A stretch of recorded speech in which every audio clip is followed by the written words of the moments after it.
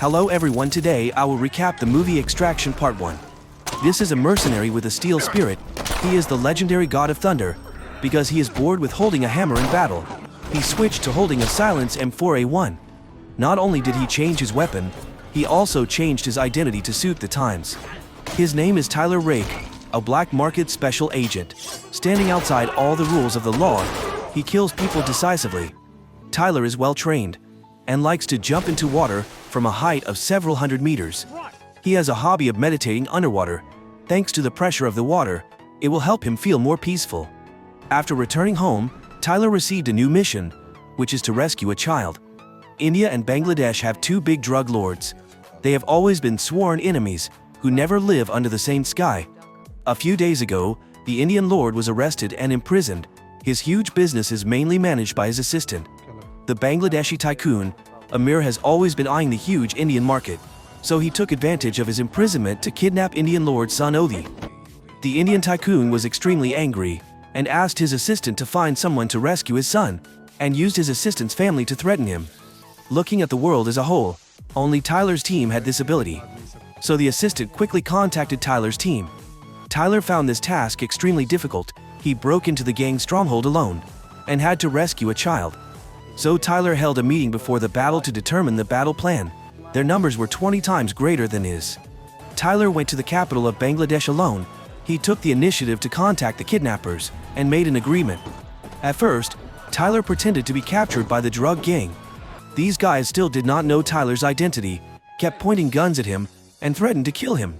After confirming that the hostage was still alive, kidnapper told them to go back and get the ransom. The group of underlings had just stepped down when they were attacked. It turned out that Tyler's teammates had been lying in ambush outside. Tyler dealt with the robbers one by one. After dealing with the underlings, Tyler prepared to go back and save Ovi. At this time, the kidnappers were watching TV. Suddenly, they heard a knock on the door and became alert. Tyler was very clever, knowing that there were many people inside, so he did not directly break the door open, but suddenly fired a few shots, creating chaos for them at the same time, decisively dealing with the first enemy. Then he quickly rushed in. In the critical situation, he directly turned his gun around to take down a few people.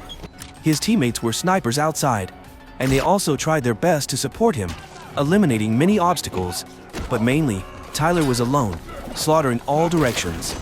He had almost leveled the drug dealer's pilot camp. The rest of the group was in such a hurry that they grabbed knives and slashed with great energy, but unfortunately they had met a strong opponent. With just a can of longevity milk, Taylor were able to take down a muscular guy with 6 packs. Taylor only needed to knock down the other guy with one hand. He quickly killed the tall guys in the group. Finally, they finished off all the kidnappers. Tyler was about to leave when he saw a boy holding a gun. The kidnappers hired him, and the boy was too scared to shoot. Taylor didn't hurt the boy. He took the gun from his hand and told him to go. Children were Taylor's limit.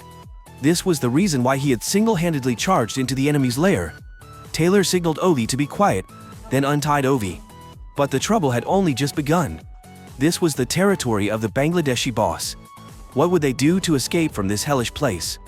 On the other side, Amir still didn't know that the hostage was robbed. He was teaching a group of slum kids who stole his money. This big man grabbed a weak kid and threw him off the railing. The rest of the kids were terrified, not knowing who would be next. A kid inside came out and said that the kid who stole the money had just been thrown down by him. The man had no choice but to keep quiet. Amir saw that this kid was smart and brave, so he called the kid over and gave him a knife. Suddenly a colonel came over and told Amir that Ovi had been rescued. Amir had immense power, immediately ordered the colonel to blockade the entire city, surround and pursue him. Meanwhile, Taylor had put Ovi in the trunk of his car, drove to a deserted alley, and got food and water for Ovi. And wearing a simple set of equipment, Taylor recorded a video of the successful rescue and sent it back to the headquarters. Taylor quickly took Ovi away from this place. They followed the forest path to the riverbank. Everything seemed to be going smoothly. But the unexpected thing was that they still hadn't waited for the Indian boss. A fishing boat was already waiting on the riverbank, waiting for Tyler to bring the boy. These fishermen were all professional mercenaries, with extremely strict defenses, and snipers were also ambushing not far from the boat. When Tyler was about to take Ovi away, a mysterious person sneaked onto the boat. he directly took care of all the mercenaries on the boat. The nearby sniper was also taken care of by him. Everyone was wondering who had leaked the plan, while the headquarters also discovered that Indian boss had not sent the remaining money. Based on the satellite, the base quickly detected the intruder. Tyler knew something was wrong and quickly took Ovi away. The commander also sent a helicopter to pick him and the hostage up. At this time, the mysterious person took off his mask. He was the assistant of the Indian boss, who had placed the order earlier. It turned out that after the Indian boss went to jail, the account was frozen, and there was absolutely no money to pay the assassin. The assistant had come up with a last resort. He had to wait until Tyler and Amir were both injured, so that he could take advantage and rob Ovi. Tyler threw out a grenade as cover and ran back to the car. As soon as he drove away, the Bangladeshi police also caught up. They had already colluded with the kidnappers. Countless police cars were constantly surrounding Ovi and Tyler. The assistant also took the opportunity to rob a police car to blend in. Now, behind Tyler were only enemies. In extreme danger, Tyler kept swerving and moving, accelerating, shifting gears continuously, skillfully avoiding all obstacles and pedestrians. The race was extremely dramatic. Tyler reversed the car and hit the assistant behind, causing the assistant to faint. Then, taking the opportunity, Ovi rushed into a residential building. The police started searching each house, determined to kill Tyler. Tyler hid in a hidden place, then fought hard with the police. The police force was strong in numbers. Tyler defeated one group, then another group rushed in, like mushrooms growing after the rain. Seeing this, Ovi ran away by himself, but unfortunately, a policeman had his eye on him. How could a weak boy fight against a fully armed policeman? Ovi struggled for a while and escaped. The policeman just popped his head out and was shot by Tyler. A group of armed policemen approached. Tyler held his gun and aimed in all directions, quickly destroying the enemy. But the enemy was as numerous as the Yuan army. Tyler also knew that he could not stay here for long, so he took Ovi to the rooftop and jumped to another building. Preparing to escape from here, unexpectedly, only halfway there, Assistant Saju appeared, blocking Tyler's way. The two struggled for a while, and then fell downstairs. At this time, Tyler was angry and punched Saju repeatedly. After getting bored with hand-to-hand combat, he switched to using a knife. After swinging the knife for a while, Saju got tired. Tyler directly kicked him repeatedly in the vital spots, causing Saju to fall to the bottom of society. Suddenly, a small car hit Tyler and knocked him unconscious. Saju picked up the gun on the ground and searched everywhere for Ovi. He calmly walked over as if nothing had happened. When the police were off guard, Saju took action. In the end, Saju saved Ovi from the hands of the police. Taylor drove a truck and knocked Saju off. There was not much time, so he quickly pulled the boy into the truck. Tyler planned to take Ovi to escape to a bridge, but the truck was too easy to recognize. Taylor immediately pulled Ovi out of the car, faked a scene of a failed car accident, then hid under the bridge and disappeared without a trace. Amir arrived at the scene and did not find the bodies of the two people. He took Taylor's photo and continued to chase the entire city. Amir declared that if Taylor lived, he had to see the Taylor, and if Taylor died, he had to see the body. Night fell. Taylor ran to a remote room. After he treated the wound simply, he quickly contacted Saju. He told the team a series of operations of Saju and his current situation.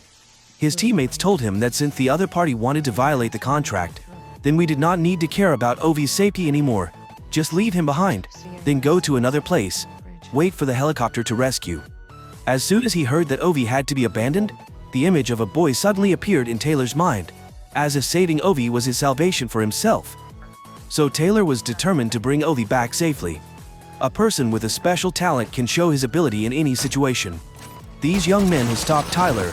This young boy can't even hold his motorbike, but he also rides a motorbike, and as a result, he falls flat on his face. Tyler steps out, picks up the boy's gun, and the boy tells Tyler to return the gun to him. Although he can't even hold the gun, the boy wants to shoot someone. The leader is the junior that Amir values. Tyler throws a smoke grenade to block the view, but these young boys are extremely arrogant. Tyler grabs one of them by the neck and throws it away. The leader, who is bloodthirsty, rushes forward and wants to stab Tyler with a knife to gain credit with Amir, but doesn't know his own strength and is slapped several times painfully by Tyler. Seeing that they are still young, Tyler doesn't use force against them, But while dealing with these children, he reveals his location. At this time, the police immediately found Tyler's whereabouts and rush attack. Tyler jumped into the sewer to hide. The police could not find his hiding place for the time being. Tyler was in danger, so he had to contact his old good friend and ask him to find him a temporary shelter. This friend was very kind and quickly drove to pick Tyler up. Tyler and Ovi confided in each other. Ovi said that he was the son of a drug lord and would face public opinion every day. Tyler told Ovi that he was extremely regretful because he could not see his 6-year-old son for the last time. That was his 3rd expedition to Afghanistan, and this was also the biggest regret of his life. Ovi comforted Tyler, saying, "Did you know that falling into the river will not drown you, but you will die if you try to sink into the river?" While the friend and Tyler were reminiscing about the past, the friend frankly said that he was the man of the Bangladeshi lord. This friend wanted to kill Ovi, then split the money and run away. He respected Tyler for saving his life. He said if Tyler was shy, he could do it. Tyler was of course not satisfied. The two of them rushed into a fight. Tyler was cornered, but he took a teapot and hit his friend on the head. Unfortunately, the pot was too light to work. Tyler was seriously injured and was no match for this person. In the critical moment, to save Tyler, Ovi tremblingly picked up the gun. The friend saw the boy holding the gun and stopped in panic. Ovi then pointed the gun and shot him to death without mercy. Taylor looked at her friend with pity. They should not have fallen into this kind of situation. It was just because the amount of money was too large, making people's greed rise. This city is very special, surrounded by rivers. The only way to escape is to cross the bridge. But there are many dangers outside. Being alone seems to be powerless. Tyler contacted Saju. The enemy of the enemy is our friend. Hopefully both sides will not hold grudges and cooperate with each other. Together bring Ovi home. The two quickly cooperated. Saju drove the car and took Ovi to escape. Taylor on this side carried out the plan, using a grenade launcher to cover, then fired continuously to create chaos. The police were no pushovers. They immediately fought Taylor counterattack. But they were no match for a black market special forces soldier.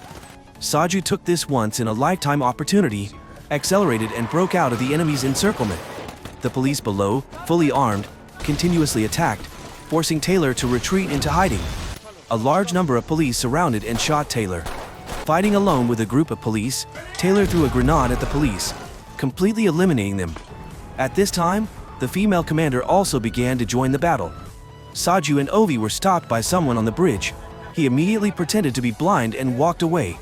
But these policemen insisted on searching him. Saju immediately attacked the policeman. This chaotic scene did not last long. Saju now carried a gun and sweep all around. He shot down a guard above, then threw a grenade to shoot another one. Saju continuously threw grenades to clear the way for Ovi. Afraid that Ovi would be in danger if he got close to him, he gave the boy a grenade for self-defense. Saju alone was free to attack freely. From afar, Amir saw the black smoke billowing into the sky. He ordered the colonel to definitely take their heads and bring them back. On this side, Tyler quickly went to the rescue, firing each shot accurately. Tyler easily took down each person in the blink of an eye. The enemy's reinforcements quickly arrived. The helicopter frantically fired bullets below. Saju was at a disadvantage and hurriedly tried to retreat. First Special Forces soldiers launched a sweep from the helicopter.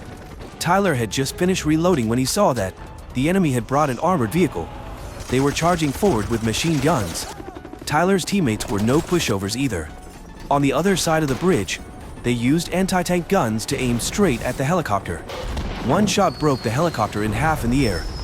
The helicopter wobbled and crashed into the bridge, exploding. Tyler was trapped in the warehouse. He quickly wiped out all the police. He killed a machine gunner, then removed the pin and stuffed 2 grenades into the armored vehicle. In the blink of an eye, the armored vehicle had turned into scrap metal. Saju was covering the bridge at this time, not letting these guys get past him. After killing the last one, Saju was already seriously injured. The colonel held a gun and aimed from afar, ambushing Saju and killing him. The helicopter approaching to rescue was also attacked by the colonel. The female commander was angry and wanted to shoot the colonel dead. She hid under a truck, silently searching for the enemy sniper's position. Tyler directly jumped onto the bridge to relieve the siege. He rushed and massacred, clearing the way forward, although his body was covered with wounds. But he still fought bravely and walked through this bloody wind and rain. Tyler had no idea that danger was lurking around him. The colonel saw Tyler and immediately opened fire, but only hit his shoulder. However, this action revealed Colonel's position. Tyler's teammates heard the sound and accurately judged the colonel's position. Just as the colonel was about to finish Tyler off, the female commander directly shot the colonel in the head. At this time, Tyler was also seriously injured. Ovi ran to Tyler's side. The boy had considered him as his own family.